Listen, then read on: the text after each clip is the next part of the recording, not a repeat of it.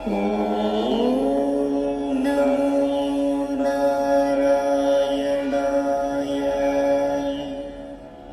நமஸ்காரம். இன்னைக்கு தசகம் 3ல 10வது ஸ்லோகம் பார்க்க போறோம். இதுல என்ன சொல்றாருன்னா, முன்னாடி ஸ்லோகத்துல எல்லாம் நிறைய கேட்டுட்டே இருந்தாலே எனக்கு பக்தி நீ கொடு, உன்னோட பக்தியானது எப்படி இருக்கணும், அது எனக்கு என்னெல்லாம் பண்ணணும் எல்லாம் கேட்டாரா. இந்த 10வது ஸ்லோகத்துக்கு வந்தோடனே சொல்றார், இனிமே உங்ககிட்ட நான் கேட்டு என்ன பயன், ஏன்னா உனக்கே தெரியும் எனக்கு அது எப்போ எப்படி கொடுக்கணுங்கிறது உனக்கே தெரியும் அப்படின்னு சொல்றார். அதனால பக்திய எனக்கு கொடு, என்னோட நோயை போக்கு அப்படின்லாம் திரும்பி திரும்பி கேட்டுட்டே இருக்கார். இப்ப சொல்ற, நீ எனக்கு கொடுக்கணும்ன்றது உனக்கு தெரியும், அந்த சமயத்துல எனக்கு கொடு அப்படின்னு சொல்ற. அதனால நான் கேட்டுட்டே இருந்து என்ன ஆக போறது அப்படின்ற, உனக்கே என் மேல எப்ப அனுகிரகம் கொடுக்கணும்னு உனக்கு தோணுறதோ அப்ப வரட்டும் அந்த பக்தியானது, அப்ப நீ எனக்கு அனுகிரகம் பண்ணு அப்படின்னு சொல்றார். அது வரைக்கும் நான் என்ன பண்றேன், நான் இந்த மாதிரி எல்லாம் புலம்ப மாட்டேன், உன்னை தொல்லை பண்ண மாட்டேன் அப்படின்னு இன்டைரக்டா சொல்றார். நான் புலம்பாம என்னால முடிஞ்சபடிக்கு உன்னை வணக்கம் ஸ்தோத்திரம் இதெல்லாம் பண்ணி உன்னை நான் வழிபாடு பண்ணிட்டே இருக்கேன். ஆனா முழுமையான பக்திங்கிறது எனக்கு நீ கொடுக்கறப்போ கொடு அப்படின்னு சொல்லி கேட்கிறார். இப்படி எனக்கு இப்ப இருக்கக்கூடிய பக்தியிலேயே என்னோட நாட்களை கழிச்சுட்டு உன்னோட திருவடி வாரத்திலேயே என்னோட நாட்களை நான் கழிக்கிறேன் அப்படின்னு சொல்லி இந்த ஸ்லோகத்துல சொல்ற. ஸ்லோகத்துக்குள்ள போலாம்.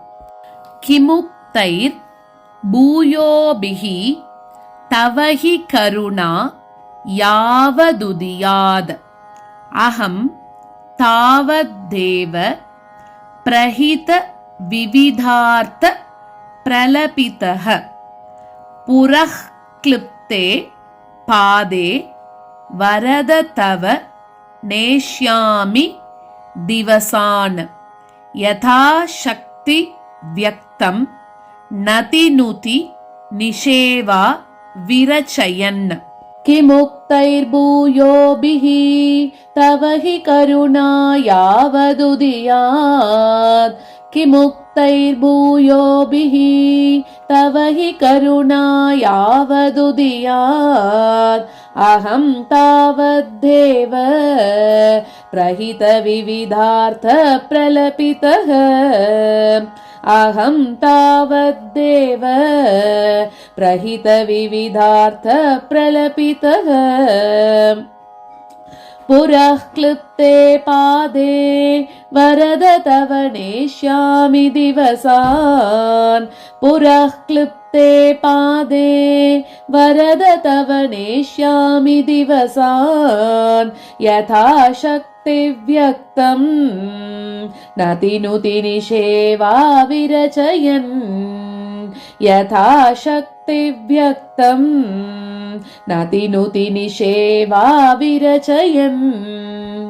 கிமுக்தைர்பூயோபிஹி தவஹி கருணா யாவதுதியாத்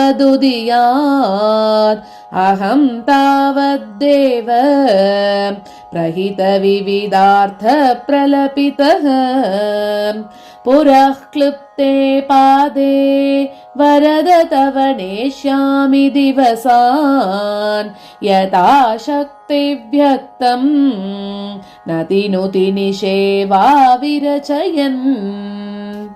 கிமுக்தைர்பூயோபிஹி தவஹி கருணா யாவதுதியாத்